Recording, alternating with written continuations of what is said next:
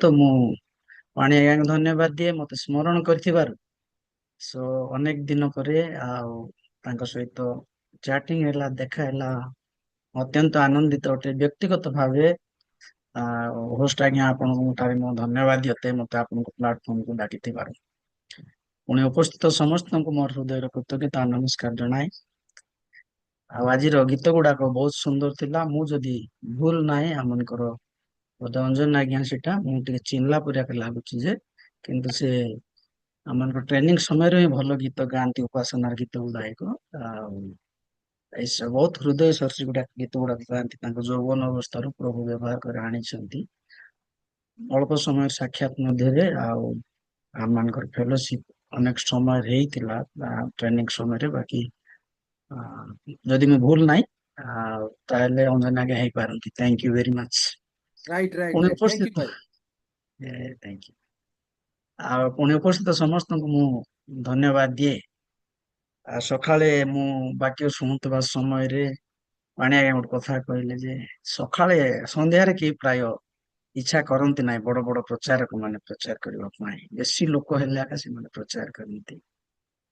କିନ୍ତୁ ମୁଁ ବହୁତ କମ ଲୋକ ଜାଗାରେ ପ୍ରଚାର କରିବାକୁ ଭଲ ପାଏ। ଆପଣ ଯେତେ କମ ଲୋକ କେବେ ଅଧିକ ଶୁଣନ୍ତି ସେମାନେ। ଆଉ ଆମର ବାର୍ତ୍ତାଟା ଅଧିକ ଦିଗକୁ ଗତି କରେ। ବେଶୀ ଲୋକଟା ବହୁତ ଭଲ, କିଛି ଖରାପ କଥା ନାହିଁ। କିନ୍ତୁ କମ ଲୋକ ହେଲେ ଅଧିକ ମନୋଯୋଗୀ ହୁଅନ୍ତି। ତେଣୁକରି କ୍ଲାସ ମାନଙ୍କର ସେକ୍ସନ କରନ୍ତି, A section, B section, C section କରନ୍ତି। ହୁଏତ ଇଭିନିଂ ପ୍ରେୟରଟା ଆମର ଗୋଟେ ସେକ୍ସନ, ସେଥିପାଇଁ ମୁଁ ଈଶ୍ୱରଙ୍କୁ ଧନ୍ୟବାଦ ଦିଏ। ଆଉ ଆମେ ସମସ୍ତେ ମନୋଯୋଗୀ ହେଇ ପ୍ରଭୁଙ୍କ ବାକ୍ୟକୁ ଆମେ ମାନେ ଶୁଣିବା ପାଇଁ ଉପସ୍ଥିତ ହଉଛୁ। ପ୍ରତିଦିନ ପ୍ରଭୁଙ୍କର ଦାସ ଆଉ ସକାଳ ସନ୍ଧ୍ୟାରେ ଆଉ ଆମମାନଙ୍କୁ ଈଶ୍ୱରଙ୍କର ବାକ୍ୟକୁ ଶୁଣଉଛନ୍ତି। ଆମେ ହୁଏତ ମୁଁ ଅନେକ ଥର କହିଛି ବିଭିନ୍ନ ପ୍ଲାଟଫର୍ମରେ, ଅନେକ ପଇସା ଖର୍ଚ୍ଚ କରି ଥିଓଲୋଜି କଲେଜକୁ ଯାଇକରି ଆମେ ଅନେକ ଜିନିଷ ଶିଖିକରି ଆସିଛୁ। କିନ୍ତୁ ପ୍ରଭୁ ଗୋଟେ ଏତେ ସୁନ୍ଦର ରାସ୍ତା ଖୋଲିଦେଲେ ବର୍ତ୍ତମାନ, ଯାହା ଥିଓଲୋଜିକାଲ କଲେଜରେ ଆମେ ପଇସା ଦେଇ ପାଉଥିଲୁ ତାହା ବର୍ତ୍ତମାନ ଆମେ ଜୁମ ରେ ପାଇପାରୁଛୁ। ଅନେକ ନିଗୁଡ ବିଷୟ ଗୁଡାକ ଆମେ ଜୁମ ରେ ପାଇପାରୁଛୁ। ହୁଏତ ହିବ୍ରୁ ଆଉ ଗ୍ରୀକ ଆରାମିକ କ୍ଲାସକୁ ଛାଡି ବଳକା ସବୁ ଜିନିଷ ଆମେ ଜୁମ ରେ ପାଇପାରୁଛୁ। ସେ ତିନିଟା ଟିକେ ସେଟା କ୍ଲାସ ସେଟା ଆମେ ପାଇପାରୁନୁ। ଟିକେ ଭଲ ପାଏ ହିବ୍ରୁ ପଢବା ପାଇଁ, କିନ୍ତୁ କ୍ଲାସ ତ କରନ୍ତି ନାଇଁ କିଏ ଜୁମ ରେ। ତେଣୁ ଜଣେ ହିବ୍ରୁ ଷ୍ଟୁଡେଣ୍ଟ ଭାବେ ମୁଁ ବହୁତ ଖୁସି ହୁଏ ମୁଁ ପୁରାତନ ନିୟମକୁ। କିନ୍ତୁ ମୁଁ ପ୍ରଭୁଙ୍କ ଠାରେ ପ୍ରାର୍ଥନା କରୁଥିଲି ଆଜି ଗୋଟେ ନୂତନ ନିୟମର ଗୋଟେ ଛୋଟିଆ ଅଂଶ ଆପଣ ମାନଙ୍କୁ କହିବି ବୋଲି ମୁଁ ପ୍ରାର୍ଥନା କଲି, ଚାଳନା ପାଇଲି। ମୋ ସହିତ ଦୟାକରି ଖୋଲିବେ ଯୋହାନ ପୁସ୍ତକ ତାର 7 ଅଧ୍ୟାୟର 53 ପଦରୁ 8 ଅଧ୍ୟାୟର 11 ପଦ ପର୍ଯ୍ୟନ୍ତ ଆମେ ପାଠ କରିବେ। ଯୋହାନ ପୁସ୍ତକ ତାର 7 ଅଧ୍ୟାୟର 53 ଠାରୁ 8 ଅଧ୍ୟାୟର 11 ପର୍ଯ୍ୟନ୍ତ ଯଦି କେହି ପାଆନ୍ତି ମୋ ପାଇଁ ଆଉ ଦୟାକରି ଷଷ୍ଠ ରୂପେ ପଢିଦେଲେ ସମସ୍ତେ ବୁଝିପାରିବା। ଆଉ ସେମାନେ ପ୍ରତ୍ୟେକେ ଆପଣା ଆପଣା ଗୃହକୁ ଚାଲିଗଲେ। କିନ୍ତୁ ଯୀଶୁ ଜିତ ପର୍ବତକୁ ଗଲେ। ପ୍ରତ୍ୟୁଷରେ ସେ ପୁନର୍ବାର ମନ୍ଦିରକୁ ଆସିଲେ। ପୁଣି ସମସ୍ତ ଲୋକ ତାହାଙ୍କ ନିକଟକୁ ଆସନ୍ତେ ସେ ଉପବେଶନ କରି ସେମାନଙ୍କୁ ଶିକ୍ଷା ଦେବାକୁ ଲାଗିଲେ। ଆଉ ଶାସ୍ତ୍ରୀ ଓ ଫାରୁସୀମାନେ ବ୍ୟଭିଚାର କର୍ମରେ ଧୃତା ଜଣେ ସ୍ତ୍ରୀ ଲୋକକୁ ଘେନି ଆସି ତାହାକୁ ମଧ୍ୟସ୍ଥଳରେ ଠିଆ କରାଇ ତାହାଙ୍କୁ କହିଲେ, ହେ ଗୁରୁ, ଏହି ସ୍ତ୍ରୀ ଲୋକଟା ବ୍ୟଭିଚାର କର୍ମ କରୁଥିବା ସମୟରେ ଧରା ପଡ଼ିଅଛି। ଏହିପରି ଲୋକମାନଙ୍କୁ ପଥର ଫୋପାଡ଼ି ମାରିବାକୁ ମୋଶେ ଆମମାନଙ୍କୁ ବ୍ୟବସ୍ଥାରେ ଆଜ୍ଞା ଦେଇଅଛନ୍ତି। ତେବେ ଆପଣ କଣ କହୁଅଛନ୍ତି? ସେମାନେ ଯେପରି ତାହାଙ୍କ ବିରୁଦ୍ଧରେ ଅଭିଯୋଗର କାରଣ ପାଇପାରନ୍ତି, ଏଥି ନିମନ୍ତେ ସେମାନେ ତାହାଙ୍କୁ ପରୀକ୍ଷା କରିବା ଉଦ୍ଦେଶ୍ୟରେ ଏହା କହିଲେ। କିନ୍ତୁ ଯୀଶୁ ଅଧମୁଖ ହୋଇ ଅଙ୍ଗୁଳି ଦ୍ୱାରା ଭୂମିରେ ଲେଖିବାକୁ ଲାଗିଲେ। ମାତ୍ର ସେମାନେ ତାହାଙ୍କୁ ପୁନଃ ପୁନଃ ପଚାରନ୍ତେ ସେ ମସ୍ତକ ଉତ୍ତୋଳନ କରି ସେମାନଙ୍କୁ କହିଲେ, ତୁମ୍ଭମାନଙ୍କ ମଧ୍ୟରେ ଯେ ନିଷ୍ପାପ ସେ ପ୍ରଥମରେ ତାକୁ ପଥର ଫୋପାଡୁ। ପୁନର୍ବାର ସେ ଅଧମୁଖ ହୋଇ ଭୂମିରେ ଲେଖିବାକୁ ଲାଗିଲେ। ତାହା ଶୁଣି ସେମାନେ ବଡ଼ ଠାରୁ ଆରମ୍ଭ କରି ଜଣ ଜଣ ହୋଇ ବାହାରି ଯିବାକୁ ଲାଗିଲେ। ଆଉ କେବଳ ଯୀଶୁ ଓ ମଧ୍ୟସ୍ଥଳରେ ସେହି ସ୍ତ୍ରୀ ଲୋକ ଅବଶିଷ୍ଟ ରହିଲେ। ପୁଣି ଯୀଶୁ ମସ୍ତକ ଉତ୍ତୋଳନ କରି ତାଙ୍କୁ କହିଲେ, ଗୋ ନାରୀ, ସେମାନେ କାହାନ୍ତି? କେହି କ'ଣ ତୁମ୍ଭକୁ ଦଣ୍ଡନୀୟ ବୋଲି ବିଚାର କଲେ ନାହିଁ? ସେ କହିଲା, କେହି ନାହିଁ ପ୍ରଭୁ। ସେଥିରେ ଯୀଶୁ କହିଲେ, ମୁଁ ମଧ୍ୟ ତୁମ୍ଭକୁ ଦଣ୍ଡନୀୟ ବୋଲି ବିଚାର କରୁନାହିଁ। ଯାଅ, ଆଜିଠାରୁ ଆଉ ପାପ କର ନାହିଁ। ବହୁତ ଧନ୍ୟବାଦ ଭଉଣୀ, ସୁନ୍ଦର ରୂପେ ପାଠ କରିଥିବାରୁ ମୁଁ ଆପଣଙ୍କୁ ମଧ୍ୟ ଧନ୍ୟବାଦ ଦିଏ। ମୋର ଆଜିର ଟପିକ ରହିବ ନ୍ୟାୟବାନ ବିଚାରକର୍ତ୍ତା ଏବଂ ଆତ୍ମଧାର୍ମିକ ଆତ୍ମଧାର୍ମିକ ଗୁରୁ ବା ଆତ୍ମଧାର୍ମିକ ଧର୍ମାଧ୍ୟକ୍ଷ। ତେବେ ନ୍ୟାୟବାନ ବିଚାରକର୍ତ୍ତା କିପରି ନ୍ୟାୟ ସେ ଦିଅନ୍ତି ତାଙ୍କ ଲୋକମାନଙ୍କୁ ଏଠାରେ ବର୍ଣ୍ଣନା କରାଯାଏ। ବିଶେଷ କରି ଏଇ ଅଂଶଟି ଆମେ ଯେତେବେଳେ ପାଠ କରୁଛୁ, ଜହନ ଆକୁ ସୂକ୍ଷ୍ମ ରୂପେ ଲେଖନ୍ତି। ତିନି ସୁସମାଚାର ଠାରୁ ଏଇ ସୁସମାଚାର ଏକ ଅଲଗା ଅଟେ। ତେଣୁ ଆକୁ ଅନେକ ଜିନିଷ ଆମେ ଜହନଙ୍କର ବିଭିନ୍ନ ବିଷୟ ଦେଖୁ। ଆମେ ଯଦି ପାଠ କରୁ ତେବେ ଜହନ ଯେତେବେଳେ ତାଙ୍କ ଲେଖାକୁ ଆରମ୍ଭ କରନ୍ତି, ଈଶ୍ୱରଙ୍କ ଠାରୁ ସେ ଆରମ୍ଭ କରନ୍ତି ଏବଂ ଅତ୍ୟନ୍ତ ଗୁରୁତ୍ୱପୂର୍ଣ୍ଣ କଥା ଆମେ ସମସ୍ତେ ଜାଣୁ, ଜହନ ବେଶୀ କିଛି ପାଠ ପଢିନଥିଲେ, କିନ୍ତୁ ବହୁତ ଗଭୀର କଥା ଗୁଡାକ ତାଙ୍କ ପୁସ୍ତକରେ ସେ ଲେଖନ୍ତି। ତେବେ ଆମେ ଆଜି ଯୋଉ ଅଂଶଟି ଆମେ ପାଠ କଲୁ, ଆମେ ପ୍ରାୟ ସମସ୍ତେ ଏଇ ଅଂଶକୁ ଆମେ କହୁ ଯେ ବ୍ୟଭିଚାରୀରେ ଲିପ୍ତ ଥିବା ଜଣେ ସ୍ତ୍ରୀଙ୍କ କଥା ବର୍ଣ୍ଣନା କରାଯାଏ। ତେବେ ଆଉ ପ୍ରଥମ 7 ଅଧ୍ୟାୟର 53ରୁ 8 ଅଧ୍ୟାୟର 3 ପଦ ପର୍ଯ୍ୟନ୍ତ ଆମେ ଯେତେବେଳେ ଦେଖୁଛୁ, ସେ ଯେ ଜଣେ ନାରୀଙ୍କର କଥା ବର୍ଣ୍ଣନା କରାଯାଏ। ଏଇ ଯୋଉ ନାରୀ ଅସହାୟ ଅଟେ।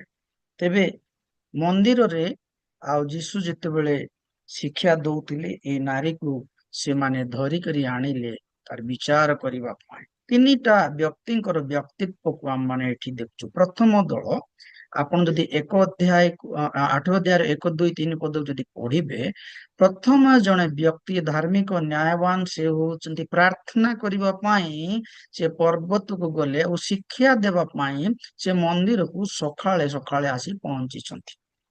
ଦ୍ୱିତୀୟ ଦଳ କଥା ଆମେ ଦେଖୁଛୁ, ସେମାନେ ଆରାମସେ ଶୋଇଛନ୍ତି ରାତିରେ ଏବଂ ସେମାନେ ସକାଳେ ଉଠି ଯୀଶୁଙ୍କର ଶିକ୍ଷା, ଆପଣା ଗୁରୁଙ୍କର ଶିକ୍ଷା ଶୁଣିବାକୁ ଆସିଛନ୍ତି।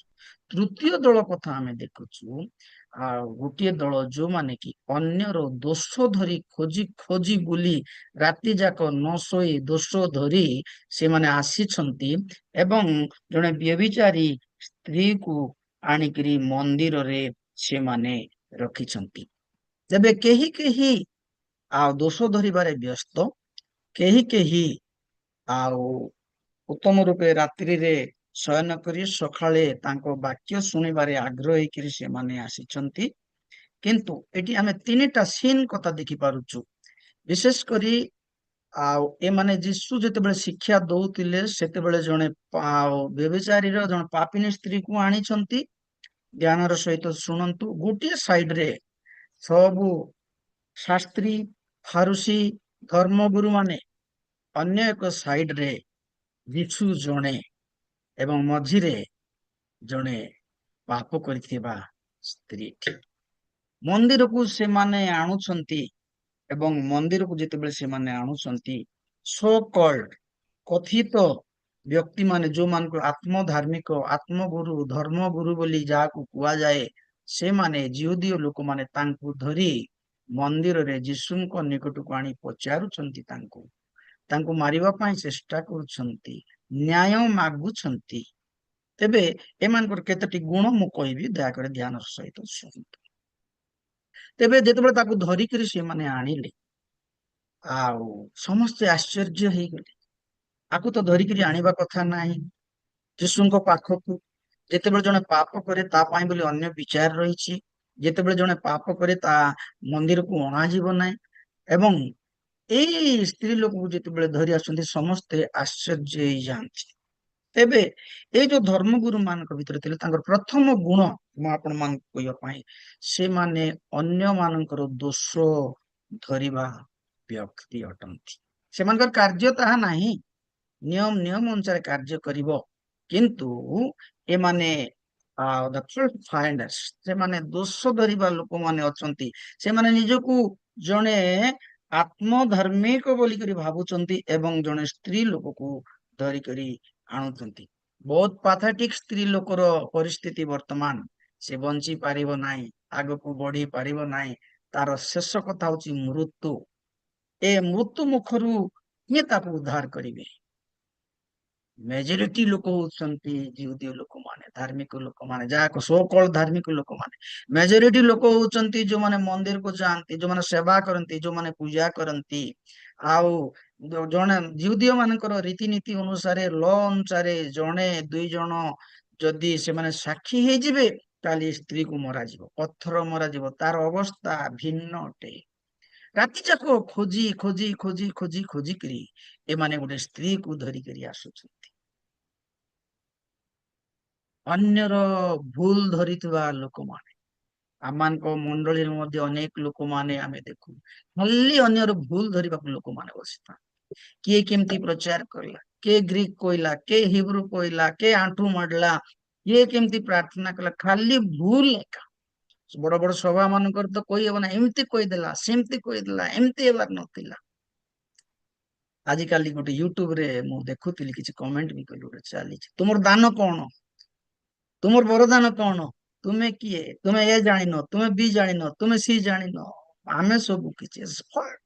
ପ୍ରଭୁ ଆମମାନଙ୍କୁ ଅନ୍ୟର ଦୋଷକୁ ଧରିବା ପାଇଁ ଆମମାନଙ୍କୁ ଆହ୍ୱାନ କରିନାହାନ୍ତି, ପ୍ରଭୁଙ୍କର ଗୌରବ କରିବା ପାଇଁ ଆମମାନଙ୍କୁ ଆହ୍ୱାନ କରିଛନ୍ତି। ଆମେ ଏତେ ଧାର୍ମିକ ଯେ ଆମକୁ ଦେଖି ଲୋକ ଛେପ ପକଉଛନ୍ତି, ଲଜ୍ଜା କରୁଛନ୍ତି, ୟୁଟ୍ୟୁବ ରେ ଦେଖୁଛନ୍ତି ଆମର, ଆମେ ଯୀଶୁଙ୍କର ଲୋକ ଜାଣୁଛନ୍ତି, କିନ୍ତୁ ଆମେ ଟଣା ଉଟରା ହେଇଯାଉଛୁ, ଯୀଶୁଙ୍କର ନାମକୁ ବଦନାମ କରିଦଉଛୁ, ଈଶ୍ୱରଙ୍କର ଅଗୌରବ କରୁଛୁ, ଏବଂ ଆମେ ନିଜକୁ ଧାର୍ମିକ ବୋଲିକି ମନେ କରୁଛୁ। ପ୍ରଥମ ଦଳ କଥା ଆମେ ଦେଖୁଛୁ, ସେଇ ପ୍ରଥମ ବ୍ୟକ୍ତି ମାନେ, ସେମାନେ ହଉଛନ୍ତି ଅନ୍ୟର ଦୋଷ ଧରିବା ବ୍ୟକ୍ତି। ପ୍ରିୟ ପ୍ରଭୁଙ୍କର ଲୋକମାନେ, ଆମେ ମଣ୍ଡଳୀକୁ ଯାଉ, ବ୍ୟକ୍ତିଗତ ଜୀବନକୁ ଯାଉ, ଦୋଷ ଧରିବା ପାଇଁ କେବେ ବି ଚିନ୍ତା କରିବା ନାହିଁ। ସବୁବେଳେ ନମ୍ର ହେବା, ପ୍ରଭୁ ପ୍ରିୟ। ପ୍ରତ୍ୟେକ ଆମେ ଦୋଷୀ, ପ୍ରତ୍ୟେକ ଲୋକ ଆମେ ପାପୀ। ରୋମିଓ ପୁସ୍ତକରେ ପ୍ରେରିତ ପାଉଲ ଲେଖନ୍ତି, ସମସ୍ତ ପାପ କରିଅଛନ୍ତି, ଈଶ୍ୱରଙ୍କ ମହିମାରୁ ଉଣା ପଡିଅଛନ୍ତି। ଆଉ ରୋମିଓ ପୁସ୍ତକରେ ଲେଖାଯାଏ, କେହି ବି ନାହିଁ ଧାର୍ମିକ ପୃଥିବୀରେ, ଜଣେ ବି ନାହିଁ, କେହି ଜାଣିକେ। ଆମେ ତାହାଙ୍କର ଅନୁଗ୍ରହ ଦ୍ଵାରା ଆମମାନେ ଧାର୍ମିକ ପ୍ରାପ୍ତ ହେବା। ପ୍ରିୟ ପ୍ରଭୁଙ୍କର ଲୋକମାନେ, ଆମ ଜୀବନରେ ଅନେକ ସମୟରେ ଆତ୍ମଧାର୍ମିକତା ଆମମାନଙ୍କୁ ନଷ୍ଟ କରିଦେଇଥାଏ। ଆତ୍ମଧାର୍ମିକତା ଏଇ ପ୍ରକାର ଏକ ସ୍ୱଭାବ, ଅନ୍ୟ ମାନଙ୍କର ଉନ୍ନତିରେ ସେ କେବେ ମଧ୍ୟ ଆନନ୍ଦ କରେ ନାହିଁ, ଅନ୍ୟ ମାନଙ୍କର ବରଦାନରେ ସେ କେବେ ମଧ୍ୟ ଖୁସି ହୁଏ ନାହିଁ, ଅନ୍ୟ ମାନଙ୍କର ଆଶୀର୍ବାଦରେ ସେ କେବେ ମଧ୍ୟ ଆଗକୁ ବଢିବା ପାଇଁ ଚେଷ୍ଟା କରେ ନାହିଁ। ଏ ପ୍ରଭୁ ଯୀଶୁ ଖ୍ରୀଷ୍ଟ ଆମମାନଙ୍କ ପାଇଁ କ୍ରୁଶରେ ହତ ହେଲେ, ଆଉ ଆମମାନଙ୍କୁ ମୁକ୍ତ କଲେ। ମୁଁ ପାପୀ, ମୋ ପାଖରେ ତ ପାପର ସ୍ୱଭାବ ଅଛି, କିନ୍ତୁ ମୁଁ ସବୁବେଳେ ଅନ୍ୟକୁ ଆଙ୍ଗୁଠି ଦେଖାଉଥାଏ। ଜଣେ ବିଶ୍ୱାସୀ ଭାବେ, ଜଣେ ପ୍ରଭୁଙ୍କର ଲୋକ ଭାବେ, ଜଣେ ପାଳକ ଭାବେ, ଜଣେ ତାଙ୍କ ଲୋକ ଭାବେ, ଆମେ ସବୁବେଳେ ଅନ୍ୟକୁ ଦୋଷ ଧରିବା ଠାରୁ ନିବୃତ୍ତ ହେବା ଆବଶ୍ୟକ। ତାଙ୍କ କୃଷ୍ଣର ଚରଣ ତଳକୁ ଯାଇ ଆମକୁ ପାପ ସ୍ୱୀକାର କରିବା ଆବଶ୍ୟକ। ତେବେ ଏମାନଙ୍କର ପ୍ରଥମ ଚିନ୍ତା ହଉଛି, ରାତି ଯାକ ଏମାନେ ଯାଇ ତାଙ୍କୁ ଦୋଷ ଧରୁଛନ୍ତି, ଆଉ ଧରିକରି ଆଣୁଛନ୍ତି। ରାତିରେ ଯୀଶୁ ପ୍ରାର୍ଥନା କରୁଛନ୍ତି, ରାତିରେ ଶୁଣିବା ଲୋକମାନେ ଶୋଉଛନ୍ତି, ଏମାନେ ଘୁରି ବୁଲୁଛନ୍ତି, ଦୋଷ କାହାର ପାଖରେ ଅଛି ବୋଲିକରି। କି ପ୍ରକାର କଥା! ପ୍ରଭୁ ସେମାନଙ୍କୁ ଏ କଥା କଣ ଶିଖେଇଥିଲେ? ସେ କଥା ଶିଖେଇ ନାହାନ୍ତି। ପ୍ରିୟ ପ୍ରଭୁଙ୍କର ଲୋକମାନେ, ତାଙ୍କର ପ୍ରଥମ ଗୁଣ ଆମେ ଦେଖିଲୁ, ଅନ୍ୟକୁ ଦୋଷ ଧରିବାର ଗୁଣ ଜିହୁଦୀ ଲୋକମାନଙ୍କ ପାଖେ, ଶାସ୍ତ୍ରୀ ମାନଙ୍କ ପାଖେ, ଆଉ ଫାରୁସୀ ମାନଙ୍କ ପାଖେ, ଆଉ ଜ୍ଞାନୀ ଲୋକମାନଙ୍କ ପାଖରେ ରହିଥିଲା। ଅଶିକ୍ଷିତ ଲୋକ ପାଖେ ପ୍ରାୟ ଏ କଥା ଗୁଡାକ ନାହିଁ, ଶିକ୍ଷିତ ଲୋକମାନଙ୍କ ପାଖେ ବେଶୀ ଥାଏ, ବେଶୀ ଦୋଷ ଧରିଥାନ୍ତି ଅନ୍ୟମାନଙ୍କର। ଆମମାନେ ଦୋଷ ଧରି କୌଣସି ଲାଭ ପାଇବା ନାହିଁ। ଆମମାନେ নত ହେଇକରି ନମ୍ର ହେଲେ ସମସ୍ତ ଆଶୀର୍ବାଦ ଆମମାନଙ୍କ ପାଖରେ ପାଇପାରିବା। ପ୍ରଭୁ ଆମଙ୍କ ପାଇଁ ଆଶୀର୍ବାଦ ରଖିଛନ୍ତି, ଅନୁଗ୍ରହ ରଖିଛନ୍ତି। ତେବେ ଏମାନଙ୍କର ନିଜର ଭୁଲକୁ ନ ଦେଖି ଏମାନେ ପ୍ରଥମେ ଦୋଷ ଧରିବାରେ ବ୍ୟସ୍ତ, ରାତି ଯାକ ଅନ୍ୟର ଚିନ୍ତା କରିବାରେ ବ୍ୟସ୍ତ। ଦ୍ୱିତୀୟ କଥା, ପ୍ରଥମ କଥା, ସେମାନେ ଅନ୍ୟର ଫଲ୍ଟ ଫାଇଣ୍ଡ, ଦୋଷ ଧରିବା ବ୍ୟକ୍ତି। ଦ୍ୱିତୀୟ କଥା, ସେମାନେ ମନ୍ଦିରକୁ ଅଶୁଚି କରିବା ବ୍ୟକ୍ତି। ଆପଣ ଯଦି ଦେଖିବେ, ଯୀଶୁଙ୍କ ପାଖକୁ ସେମାନଙ୍କୁ ଧରିକରି ଆସୁଛନ୍ତି, ସେ ସ୍ତ୍ରୀ ଲୋକକୁ ଧରିକରି ଆସୁଛନ୍ତି। ସେମାନେ କଣ ତାଙ୍କ ପାଖକୁ ଆଣିବା କଥା କି ଯୀଶୁଙ୍କ ପାଖକୁ? ଯୀଶୁ କଣ ଆଉ ତାଙ୍କୁ ବିଚାର କରିବା କଥା କି? ନା। ଯୀଶୁ ସେତେବେଳେ ସାନହେଡ୍ରିନର ଆଉ ଯୋଉ ଦଳ ଥିଲେ ସେଠିର ମଧ୍ୟ ସେ ସଭ୍ୟ ନଥିଲେ, କିନ୍ତୁ ସେମାନେ ମନ୍ଦିରକୁ ଆଣୁଛନ୍ତି। ମନ୍ଦିର ହଉଛି ପ୍ରାର୍ଥନାର ଗୃହ, ମନ୍ଦିର ହଉଛି ପାପ କ୍ଷମାର ଗୃହ, ମନ୍ଦିର ହଉଛି ଉପଦେଶ ଦେବାର ଗୃହ, ମନ୍ଦିର ହଉଛି ନମ୍ର କରିବାର ଗୃହ, ମନ୍ଦିର ହଉଛି ଈଶ୍ୱରଙ୍କର ଉପସ୍ଥିତିର ଗୃହ। ଆମେ ଯେତେବେଳେ ମନ୍ଦିର କଥା ଚିନ୍ତା କରୁ, ପୁରାତନ ନିୟମରେ ସାଧାରଣ ଲୋକମାନେ ମନ୍ଦିରକୁ ଯାଇ ପାରୁନଥିଲେ। ପୁରାତନ ନିୟମରେ ମହାଯାଜକ ମାନେ ଯେତେବେଳେ ମହାପବିତ୍ର ସ୍ଥାନକୁ ଯାଉଥିଲେ, ସେମାନଙ୍କର ଗୋଡରେ ଦୌଡ଼ି ବନ୍ଧା ହଉଥିଲା। ହଠାତ୍ ସେମାନେ ଯେତେବେଳେ ମରିଯିବେ, ସେମାନଙ୍କୁ ଟଣା ଯାଇକି ଅଣା ଯାଉଥିଲା। ତେବେ ଏଇ ପ୍ରକାର ଅବସ୍ଥାରେ ମନ୍ଦିରରେ ଯୀଶୁ ଶିକ୍ଷା ଦେଲା ବେଳକୁ ଏମାନେ ଜଣେ ନାରୀକୁ ଧରି ଯାଉଛନ୍ତି। ମେଜରିଟି ଅଫ ଦ ପିପୁଲ, ସଂଖ୍ୟା ଗରିଷ୍ଠତା ଲୋକ ଯୀଶୁଙ୍କ ପାଖକୁ ଯାଉଛନ୍ତି। ମୁଁ ଆଉ ଥରେ କହିବାକୁ ଚାହେଁ, ଆଶା ବିହୀନ ଜଣେ ମହିଳା ଭୁଲ ତ କରିଛି, କିଏ ତାଙ୍କୁ ଆଶା ଦେବ, କିଏ ତାଙ୍କୁ ଭରସା ଦେବ, କିଏ ତାଙ୍କୁ ଜୀବନ ଦେବ? ଶେଷ ସେଦିନ ତାର ଜୀବନ ସରିଗଲା।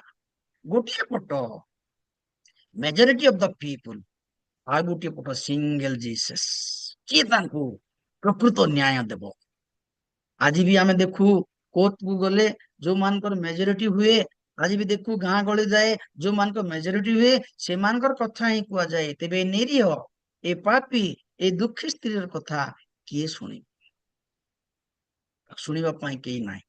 ତେବେ ଦ୍ଵିତୀୟ, ଏ ଫାରୁସୀ ମାନଙ୍କର ଚରିତ୍ର, ଏଇ ଯୋଉ ଧର୍ମ ଅଧ୍ୟକ୍ଷ ମାନଙ୍କର ଚରିତ୍ର ଥିଲା, ସେମାନେ ଧରି ତ ଆଣିଲେ, କିନ୍ତୁ ଭୁଲ ଜାଗାକୁ ଆଣି ମନ୍ଦିରକୁ ସେମାନେ ଅଶୁଚି କଲେ। ସେମାନେ ମନ୍ଦିରକୁ ଅଶୁଚି କରିବା ବ୍ୟକ୍ତି ମାନେ, ଦ୍ଵିତୀୟ ତାଙ୍କର କ୍ୱାଲିଟି ହଉଛି, ସେମାନେ ଯୀଶୁଙ୍କ ପାଖକୁ ଆଣି ସେମାନେ ଜଣେ ବ୍ୟଭିଚାରୀଙ୍କୁ ମଝିରେ ରଖୁଛନ୍ତି। ଲେଖାଯାଇଛି ମଧ୍ୟସ୍ଥଳରେ, ଏପଟ ଯୀଶୁ, ସେପଟ ସମସ୍ତ ଧର୍ମଗୁରୁ ମାନେ ମଝିରେ ତାଙ୍କୁ ରଖି ବର୍ତ୍ତମାନ ତାଙ୍କୁ ଜଜ୍ କରୁଛନ୍ତି। କେହି ଜଣେ କେବେ ଭୁଲ କଲେ ଆପଣ ସମସ୍ତଙ୍କ ଆଗରେ କୁହନ୍ତୁ ନାହିଁ। ଯଦି କିଛି କେହି ଭୁଲ କଲେ, ଯଦି ପ୍ରକୃତ ଆପଣ କାହାକୁ ଭଲ ପାଉଛନ୍ତି, ଆପଣ ଗୁପ୍ତରେ ଯେତେବେଳେ କହିଲେ ସେ ହୁଏତ ସୁଧୁରି ପାରେ। ତାହା ବି ବାଇବଲ ଆମମାନଙ୍କୁ କହେ। ତେବେ ଏମାନେ ଯେତେବେଳେ ତାଙ୍କୁ ନଉଛନ୍ତି, ତାର ଆଉ କିଛି ଆଉ ତାର ଉପାୟ ତା ପାଖରେ ନାହିଁ। ଦ୍ୱିତୀୟ ଗୁଣ ହଉଛି, ଏମାନେ ସବୁ ଜାଣିକରି ମଧ୍ୟ ମନ୍ଦିରକୁ ଅଶୁଚି କରୁଛନ୍ତି। ଏମାନଙ୍କ ପାଖରେ ପରିବର୍ତ୍ତନର ଜୀବନ ନାହିଁ। ଏମାନେ କେବଳ ବ୍ୟବସ୍ଥାକୁ ଦେଖୁଛନ୍ତି, କଣ ଲେଖା ହେଇଛି ସେ କଥା ଦେଖୁନାହାନ୍ତି।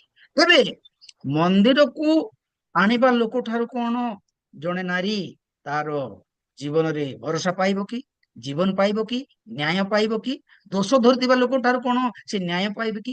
ନ୍ୟାୟ ପାଇବ ନାହିଁ। ସେ ଅଧମୁଖ, ସେ କଣ କରିବ? ହୁଏତ ମନେ ମନେ ସେ ଭାବିଦେଲାଣି, ଅଳ୍ପ ସମୟ ପରେ ତାର ବିଚାର ଯେତେବେଳେ ସେମାନେ କରିବେ, ସେତେବେଳକୁ ତା ଜୀବନ ତା ଠାରୁ ଚାଲିଯିବ। ତୃତୀୟ ସେମାନଙ୍କର ଗୁଣ ହଉଛି, ସେମାନେ ବ୍ୟବସ୍ଥାରେ ଅତ୍ୟନ୍ତ କଠୋର। ବ୍ୟବସ୍ଥା ସେମାନଙ୍କ ପାଇଁ ସବୁ କିଛି।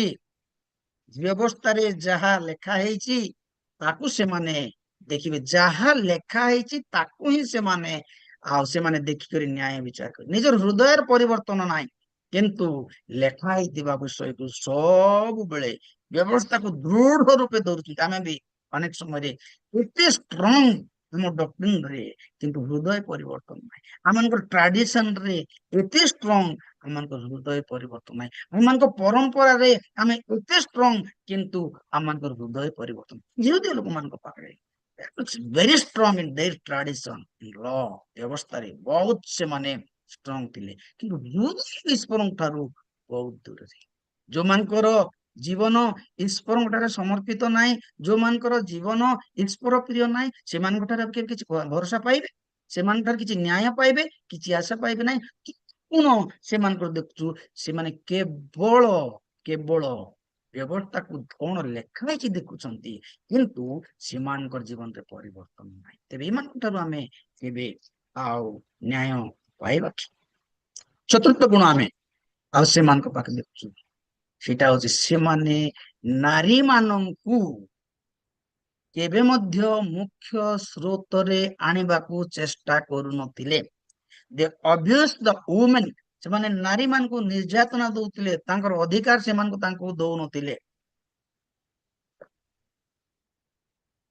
ଆଉ ବେଳେ ବେଳେ ସେମାନେ ପ୍ରାର୍ଥନା କରୁଥିଲେ। ଆମେ ସବୁ ଜାଣିଛୁ, ଆଉ ଥିଓଲୋଜିଆନ ମାନେ ବିଶେଷ କରି ଅଧିକ ଭାବେ ଜାଣନ୍ତି ଯେ ଏ ଯୁଦୀ ଲୋକମାନେ ପ୍ରାର୍ଥନା କରନ୍ତି, ପ୍ରଭୁ ମୁଁ ତୁମକୁ ଧନ୍ୟବାଦ ଦଉଛି ଯେ ମୁଁ ନାରୀ ହେଇକି ଜନ୍ମ ହେଲି ନାହିଁ। ସେତେବେଳେ ସେମାନଙ୍କର ସେଇ ବିଷୟ ଥାଏ, କିନ୍ତୁ ଈଶ୍ୱରଙ୍କ ଦୃଷ୍ଟିରେ ନର ଆଉ ନାରୀ ସମାନ। ଆଦ୍ୟରେ ପରମେଶ୍ୱର ମନୁଷ୍ୟକୁ ସୃଷ୍ଟି କଲେ ପୁରୁଷ ଓ ସ୍ତ୍ରୀ କରି।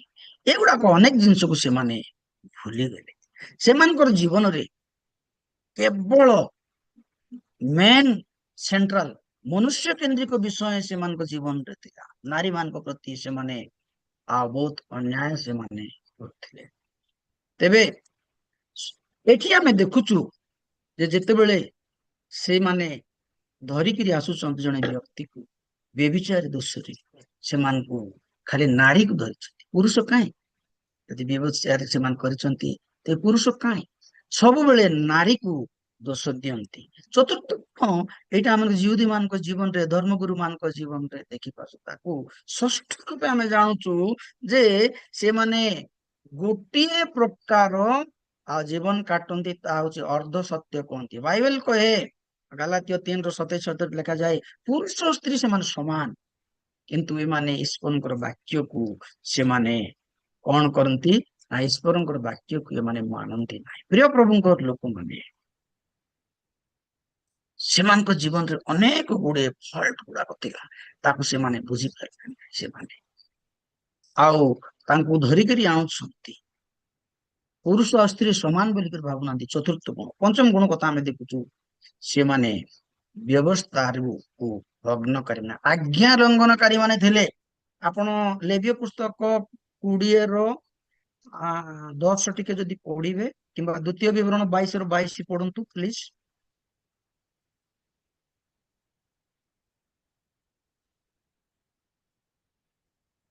ଦ୍ୱିତୀୟ ବିବରଣ 22:22 ପଢନ୍ତୁ।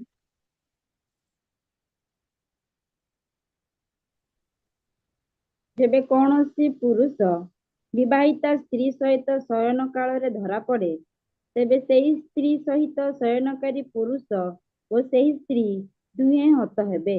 ଏହି ରୂପେ ତୁମ୍ଭେ ଇସ୍ରାଏଲ ମଧ୍ୟର ଦୁଷ୍ଟତା ଦୂର କରିବ।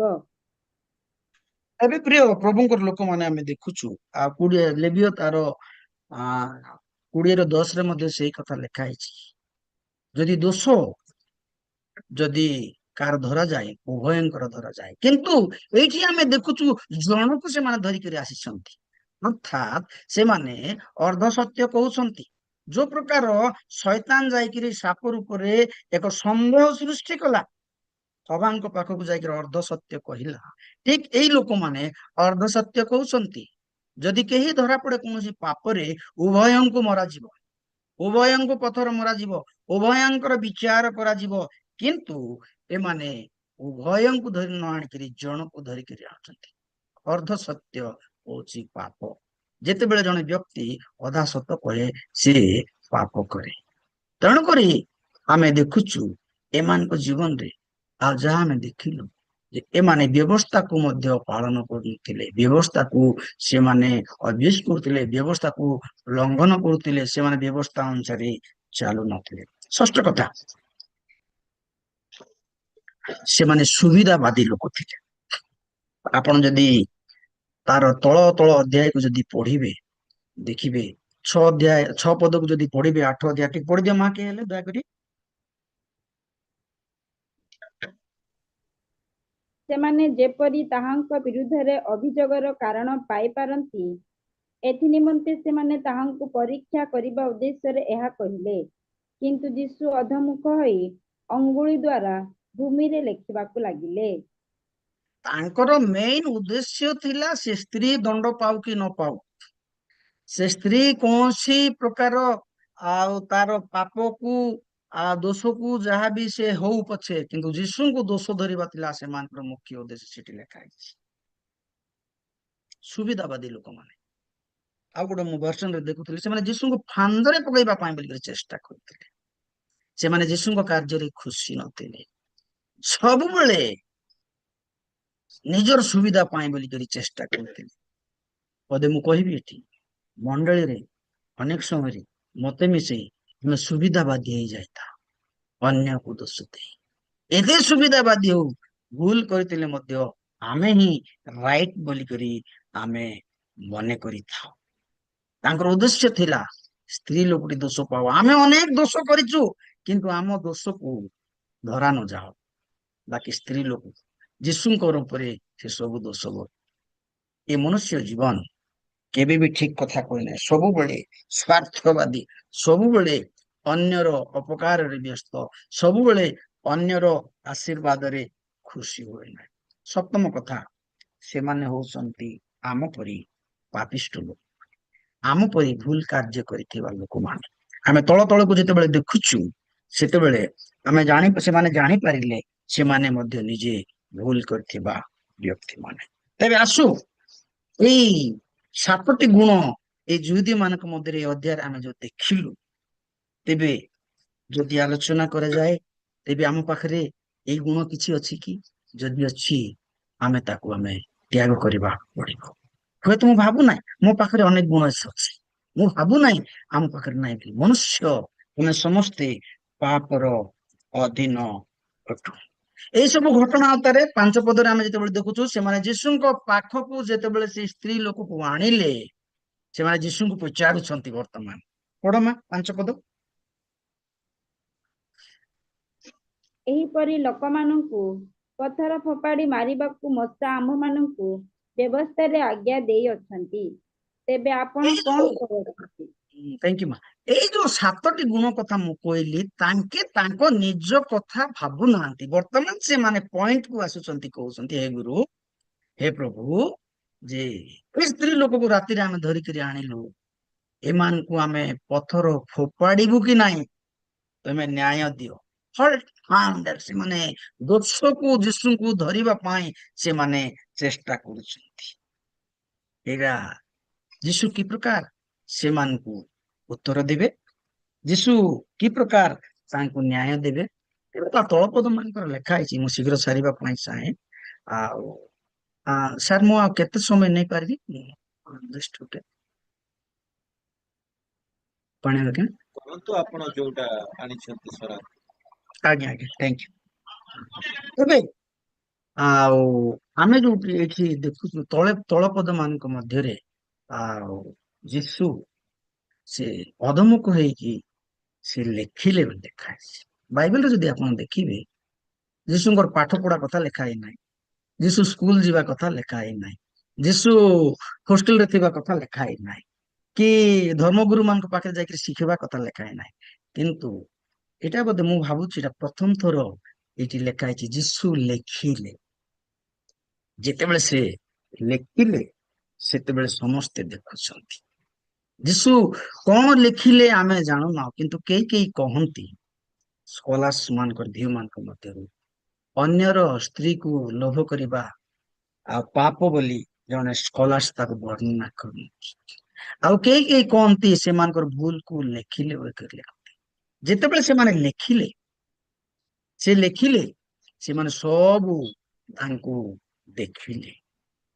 ଦେଖିଲା ପରେ ଦ୍ୱିତୀୟ ଥର ମଧ୍ୟ ଲେଖାଯାଏ ଯେ ସେ ଯେତେବେଳେ ଲେଖିଲେ, ଗୋଟିଏ ଲୋକ ତାଙ୍କ ନିକଟରୁ ଚାଲିଗଲେ। ସେ କଣ ଲେଖିଲେ ଆମେ ଜାଣିନାହୁଁ, କିନ୍ତୁ ସେମାନେ ଭାବିଥିଲେ ଯୀଶୁ ଏମାନଙ୍କୁ କୌଣସି ଉତ୍ତର ଦେବେ, ସେ ନ୍ୟାୟବାନ ନ୍ୟାୟ କଥା କହିବେ।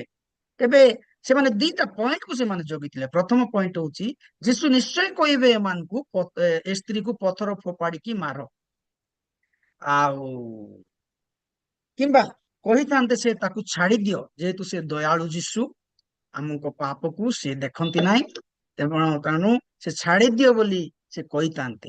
ପ୍ରଥମ କଥା, ଯଦି ସେ ଛାଡିଦିଅ ବୋଲି କହିଥାନ୍ତେ, ଏଇ ଜିହୁଦୀ ଲୋକମାନେ ତାଙ୍କୁ କହିଥାନ୍ତେ, ଏଇ ଲୋକମାନେ ତାଙ୍କୁ କହିଥାନ୍ତେ ସେ ବ୍ୟବସ୍ଥା ବିରୁଦ୍ଧରେ ଯାଉଛନ୍ତି, ଶାସ୍ତ୍ର ବିରୁଦ୍ଧରେ ଯାଉଛନ୍ତି।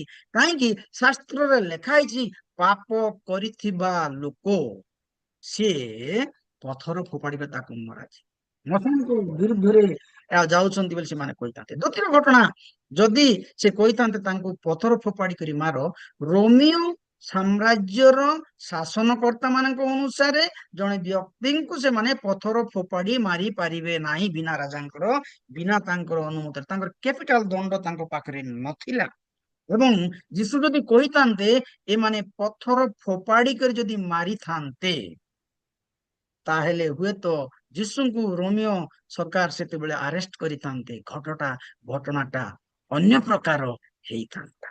କିନ୍ତୁ ଯୀଶୁ ଯେତେବେଳେ ଏଠି କହିଲେ, ପ୍ରଥମ କଥା ସେ କହିଲେ, ତୁମେ ଠିକ ଅଛି, ଆଉ ତୁମେ ମାରିବା ପାଇଁ ତାକୁ ଚାହୁଁଛ, ଯାହାର ପାପ ନାହିଁ ସେ ତାକୁ ପ୍ରଥମେ। ତେବେ ଯେତେବେଳେ ଯୀଶୁ ଲେଖିଲେ, ମୁଁ ତାର ରହସ୍ୟ କଥା କହିବାକୁ ଚାହେଁ। ଯୀଶୁ ଯେତେବେଳେ ଲେଖିଲେ, ଗୋଟିଏ ସାଇଡରେ ଯୀଶୁ, ଅନ୍ୟ ସାଇଡରେ ଆଉ ଏଇ ବ୍ୟଭିଚାରିଣୀ ସ୍ତ୍ରୀ, ମଝିରେ ଅନ୍ୟ ସାଇଡରେ ଯୀଶୁ, ଗୋଟେ ସାଇଡରେ ଏଇ ଲୋକମାନେ ଅଛନ୍ତି, ମଝିରେ ଏଇ ସ୍ତ୍ରୀଟି ଅଛନ୍ତି। ଯୀଶୁ ଯେତେବେଳେ ତାକୁ ଲେଖିଲେ, ଏଇ ଯୋଉ ଲୋକମାନେ ଭାବିଥିଲେ ଯେ ଆକୁ ମାରିଦେବେ, ସେମାନଙ୍କର ଦୃଷ୍ଟିକୋଣ ଅଲଗା ହେଇଥିଲା। ବର୍ତ୍ତମାନ ଯୀଶୁଙ୍କୁ ଦେଖିବାକୁ ଲାଗିଲେ ସେମାନେ। ପ୍ରିୟ ପ୍ରଭୁଙ୍କର ଲୋକମାନେ, ଯୀଶୁ ଲେଖିଦେଲା ପରେ ଯୋଉ ଦୃଷ୍ଟିରେ ସେମାନେ ପାପିନୀ ଏ ବ୍ୟଭିଚାରିଣୀ ସ୍ତ୍ରୀକୁ ଦେଖିଥିଲେ, ଆଉ ସେମାନଙ୍କର ଦୃଷ୍ଟି ସେଠି ରହିଲା ନାହିଁ, ଯୀଶୁଙ୍କୁ ଦେଖିବାକୁ ଲାଗିଲେ। କହିଲେ, ଏଇ ଲୋକଟା ଆମକୁ ଉଡ଼ୁଆରେ ପକେଇଦେଲେ। ଏଇ ଲୋକ ବୋଧେ, ଯୀଶୁ ବୋଧେ ତାଙ୍କ କଣ ବିଷୟ ଲେଖିଥିବେ, ତେଣୁ ସବୁ ଦୃଷ୍ଟି ତାଙ୍କ ଉପରକୁ ଗଲା। ଆପଣଙ୍କ ଶତ୍ରୁ ଯେତେବେଳେ ଆପଣଙ୍କୁ ଦୋଷାରୋପ କରେ, ଆପଣ ଯୀଶୁଙ୍କର ଶରଣାଗତ ହୁଅନ୍ତି, ଯୀଶୁଙ୍କ ପ୍ରତି ଆପଣଙ୍କ ଶତ୍ରୁ ଅନାଇବ, ଆପଣଙ୍କୁ କ୍ଷତି କରିବାରେ ଆଉ ଚେଷ୍ଟା କରିବ ନାହିଁ, କାରଣ ସେ ତାଙ୍କର ଦୁର୍ବଳତାକୁ ସବୁ ଜାଣନ୍ତି। ପ୍ରଥମ କଥା ଯେ ସେମାନଙ୍କର ଦୃଷ୍ଟି ଯୀଶୁଙ୍କ ପଛରେ ରହିଲା, ଆଉ ଆକୁ ଦେଖିଲେ ନାହିଁ। ଆକୁ ମଝିରେ ନାରୀ ଜଣକ ଅଛନ୍ତି, କାନ୍ଦୁଛନ୍ତି, ହୁଏତ ଦୁଃଖ କରୁଛନ୍ତି, ଅଳ୍ପ ସମୟ ପରେ ତାଙ୍କ ଜୀବନକୁ ସେ ମରିବେ, ସେଥିପାଇଁ ସେ ଚିନ୍ତା କରୁଛନ୍ତି। ଦ୍ୱିତୀୟ ଘଟଣାକୁ ଆମେ ଦେଖିଛୁ, ଯୀଶୁ ଯେତେବେଳେ ଲେଖିଲେ, ତାର ଲେଖାକୁ ଦେଖି ତଳେ ତଳେ ଲେଖା ହେଇଛି, ଜଣେ ଜଣେ ଜଣେ ଗୋଟି ଗୋଟି କରି ସେମାନେ ଚାଲିଗଲେ। ଲେଖାଯାଏ, ବଡରୁ ଛୋଟ ପର୍ଯ୍ୟନ୍ତ ସମସ୍ତେ ଚାଲିଗଲେ ତାଙ୍କ ନିକଟକୁ। ଯେତେବେଳେ ଗୋଟି ଗୋଟି କରି ଚାଲିଗଲେ, ସେତେବେଳେ ବର୍ତ୍ତମାନ ଦି ଜଣ ଅଛନ୍ତି। ଜଣେ ହଉଛନ୍ତି ପବିତ୍ର ଧାର୍ମିକ ବିଚାରକର୍ତ୍ତା, ଆଉ ଜଣେ ଅଛନ୍ତି ପାପିନୀ ସ୍ତ୍ରୀ। ତେବେ ଦଣ୍ଡ ପାଇବା ପାଇଁ କଣ କରିବାର ଦରକାର ଥିଲା? ଜଣକୁ ଦଣ୍ଡ ପାଇବା ପାଇଁ 2-3 ଜଣଙ୍କର ସାକ୍ଷୀ ଦରକାର ଥିଲା, କିନ୍ତୁ ଏଟା ସାକ୍ଷୀକୁ ପାଇଲେ, ସବୁ ଚାଲିଗଲେ। ଯୀଶୁ ଯେତେବେଳେ ଲେଖିଦେଲେ ତଳକୁ ନେଇ ସବୁ ଚାଲିଗଲେ। କାହିଁକି? ସେମାନେ ଭାବିଲେ ଏ ଲୋକ ଆମର ଦୋଷ ଦୁର୍ବଳତା ମଧ୍ୟ ଏଠି ଲେଖିଦେବ, ସମସ୍ତଙ୍କ ସାମ୍ନାରେ ଆମର ପାପକୁ ସେ ବୋଧେ ଜଣାଇ ଦିବ। ଆଉ କେହି ସାହସ କଲେ ନାହିଁ ଯୀଶୁଙ୍କ ପାଖରେ ଆସିବା ପାଇଁ। ଧାର୍ମିକ ଯୀଶୁ, ନ୍ୟାୟବାନ ଯୀଶୁ, ପବିତ୍ର ଯୀଶୁ, ସେ ଦୟାଳୁ ଯୀଶୁ, ନ୍ୟାୟବାନ ଯୀଶୁ, ସେ ଲେଖିଲେ, ସମସ୍ତେ ଚାଲିଗଲେ। ବର୍ତ୍ତମାନ ମୁଖ୍ୟ ପଏଣ୍ଟକୁ ଆସୁ ଆମେ। ସମସ୍ତେ ଯେତେବେଳେ ଚାଲିଗଲେ, ଉଭୟଙ୍କ ମଧ୍ୟରେ କଥାବାର୍ତ୍ତା ହେବାକୁ ଆରମ୍ଭ ହେଲା। ପ୍ରିୟ ପ୍ରଭୁ, ଆପଣଙ୍କ ଦୁଃଖରେ ଯେତେବେଳେ ଆପଣ ଯୀଶୁଙ୍କୁ ଆପଣଙ୍କ ଦୁଃଖର କଥା ଜଣାଇବେ, ଆପଣଙ୍କ ସାଙ୍ଗେ କଥା ହେବାକୁ ଚାହାନ୍ତି, ଆପଣଙ୍କର ଲୁହକୁ ପୋଛିଦେବେ, ଆପଣଙ୍କର ଅସୁବିଧାକୁ ଦୂର କରିବେ। ହୁଏତ ଏ ସ୍ତ୍ରୀ ଲୋକ ସେ ତାର ପାପ କ୍ଷମା ମାଗି ନାହିଁ, ବାକି ପ୍ରଭୁ ତା ହୃଦୟକୁ ଜାଣିଲେ। ବର୍ତ୍ତମାନ ସେମାନଙ୍କ ମଧ୍ୟରେ କଥାବାର୍ତ୍ତା, ବାର୍ତ୍ତାଳାପ ଚାଲିଲା।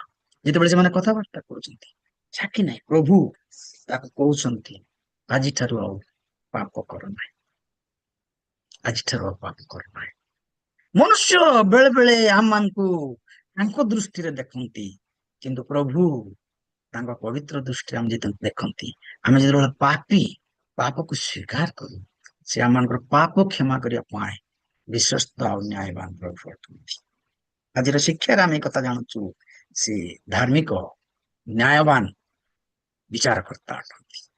ଆପଣ ଯେତେ ପାପ କରିଥାନ୍ତୁ, ତାଙ୍କ ପାଖକୁ ଯେତେବେଳେ ଆସିବେ, ହୁଏତ ମେଜରିଟି ସୁଡ୍ ବି ଗ୍ରାଣ୍ଟେଡ ବୋଲିକରି ଆମର ଭାଷାରେ ଆମେ କହୁ, ବଟ୍ ଫର ୟୁ ଆପଣଙ୍କ ପାଇଁ ଓନ୍ଲି ଜିସସ୍, ଯୀଶୁ ଜଣେ ଥିଲେ ଆପଣଙ୍କ ଜୀବନ ପାଇଁ ଯଥେଷ୍ଟ। କାହାକୁ ଦରକାର ନାହିଁ ଆପଣଙ୍କ ଜୀବନକୁ ପାଇଁ ବୋଲିକରି। କେବଳ ଗୋଟିଏ ଯୀଶୁ ଆପଣଙ୍କ ପାଇଁ ସବୁ କରିପାରନ୍ତି। ଯାହା ହରେଇଛନ୍ତି ତାହା ଫେରେଇ ଦେଇ ପାରନ୍ତି, ଯାହା ଭାବି ନାହାନ୍ତି ତାକୁ ଆପଣଙ୍କୁ ପୂର୍ଣ୍ଣ କରିପାରନ୍ତି, ଏବଂ ଆପଣଙ୍କ ପାପ କ୍ଷମା କରିବାକୁ ବିଶ୍ୱସ୍ତ ଆଉ ନ୍ୟାୟବାନ। ଆଉ ଗୋଟେ କଥା ମୁଁ ଏଠି କହିବା ପାଇଁ ଚାହେଁ ଆପଣଙ୍କୁ, God is a God of second chance.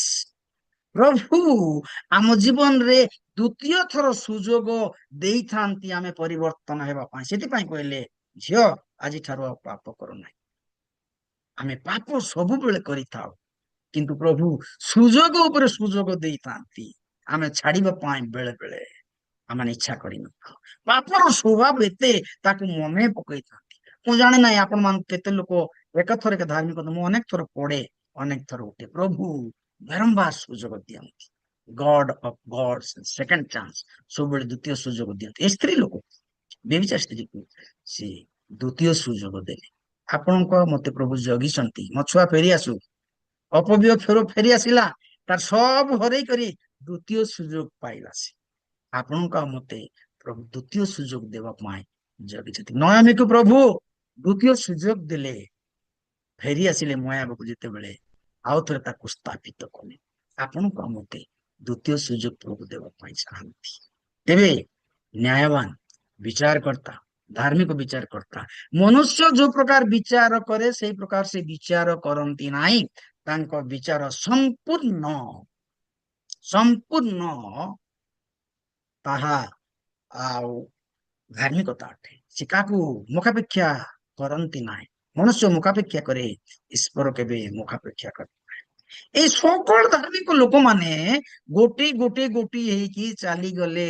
ସେମାନେ ଭାବିଲେ ଆମେ ଧାର୍ମିକ, ସେମାନେ ଭାବିଲେ ଆମେ ପୂଜା ପାଠ କରୁଛୁ, ମନ୍ଦିରକୁ ଯିବା ପାଇଁ ଆମର ସବୁ କିଛି ଅଛି, କିନ୍ତୁ ସେମାନେ ଶେଷରେ ଲଜ୍ଜା ହେଇକି ଚାଲିଗଲେ। ଯଦି ସେମାନେ ସ୍ତ୍ରୀକୁ ଧରି ଆଣିଲେ, ପୁରୁଷ କାହିଁ ଲଜ୍ଜା ହେଇକି ଚାଲିଗଲେ। ପ୍ରିୟ ପ୍ରଭୁଙ୍କର ଲୋକମାନେ, ଆଜି ଦୁଇ ତିନିଟି କଥା ମୁଁ ଆପଣମାନଙ୍କୁ କହିବା ପାଇଁ ଚାହେଁ। ପରମେଶ୍ୱର ଆପଣଙ୍କ ପାଇଁ ମୋ ପାଇଁ ନ୍ୟାୟବାନ ପ୍ରଭୁ। ମନୁଷ୍ୟ ଯୋଉ ପ୍ରକାର ଦେଖେ ସେ ଆମକୁ ସେଇ ପ୍ରକାର ଦେଖନ୍ତି ନାହିଁ। ଇଣ୍ଟରେଷ୍ଟିଂ କଥା ହଉଛି, ସବୁ ଚାଲିଗଲା ପରେ ଆପଣ ଯେତେବେଳେ ଏକଲା ରହନ୍ତି, ଆପଣଙ୍କ ସାଙ୍ଗେ ଯୀଶୁ କଥା ହୁଅନ୍ତି। ତା ଇଣ୍ଟରେଷ୍ଟିଂ ହଉଛି ସେଇ କଥା, ଯୀଶୁ ବ୍ୟଭିଚାରୀ ସ୍ତ୍ରୀ ସାଙ୍ଗେ କଥାବାର୍ତ୍ତା କରୁଛନ୍ତି। ଇଣ୍ଟରାକ୍ସନ କଣ ଘଟିଲା, କଣ ହେଲା, ସବୁ କହିଥାନ୍ତି, ଏବଂ ସେ ତାଙ୍କୁ ଦ୍ୱିତୀୟ ସୁଯୋଗ ଦେଲେ। ପ୍ରଭୁ ଆମମାନଙ୍କୁ ଦୟା କରନ୍ତୁ। ଆମେ ହୁଏତ ସେଇ ତାଲିକାରେ ନୁହଁ କି ସେଇ ତାଲିକାରେ ଅଛୁ। ଯଦି କିଛି ଭୁଲ କରିଛୁ, ଆସୁ ତାଙ୍କ ପାଦ ତଳକୁ ଆମେ ଯାଉ।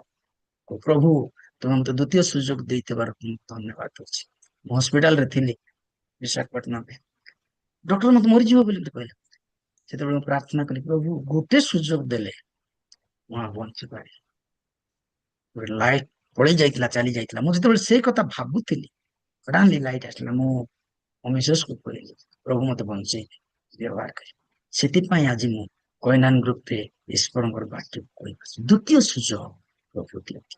ଆପଣଙ୍କୁ ସୁଯୋଗ ଦେବା ପାଇଁ ଜଗି ବସିଛନ୍ତି, ହେଲେ ଆପଣ ତାଙ୍କ ନିକଟକୁ ଯିବାକୁ ପଡିବ। ଏ 7ଟି ଗୁଣ କଥା ମୁଁ କହିଲି, ଏ 7ଟି ଗୁଣରେ ଅନ୍ତର୍ଭୁକ୍ତ ନାହିଁ। ଆମେ ଆମମାନଙ୍କର ଧାର୍ମିକ ନ୍ୟାୟବାନ ବିଚାରକର୍ତ୍ତା ପାଖକୁ ଯାଉ, ପ୍ରଭୁ ଗୋଟେ ଥର ସୁଯୋଗ ଦିଅ, ଭୁଲ କରିଛି, କେତେ ଥର ଭୁଲ କରିଛି, ପାପ କରିଛି, ତୁମ ପାଖକୁ ଆସିଛି। ସେ କହିବେ, ଯା ଆଜିଠାରୁ ଆଉ ପାପ କର ନାହିଁ। ଏଇ ଧାର୍ମିକ ଲୋକମାନେ ନୁହନ୍ତି, ବାକି ତୁ ଧାର୍ମିକ ବଣିତ ଆଜିଠାରୁ। ଆଜି ତୁ ମୋର ସନ୍ତାନ, ଆଜି ତୁ ମୋର ଛୁଆ, ଆଜି ତୁ ମୋର ସ୍ୱର୍ଗ ରାଜ୍ୟର ଅଧିକାରକୁ। ଯୋଉମାନେ ଯୋଉମାନେ କଥା କୁହାଯାଇଥିବା ଧାର୍ମିକ ମାନେ, ସେମାନେ ମୋର।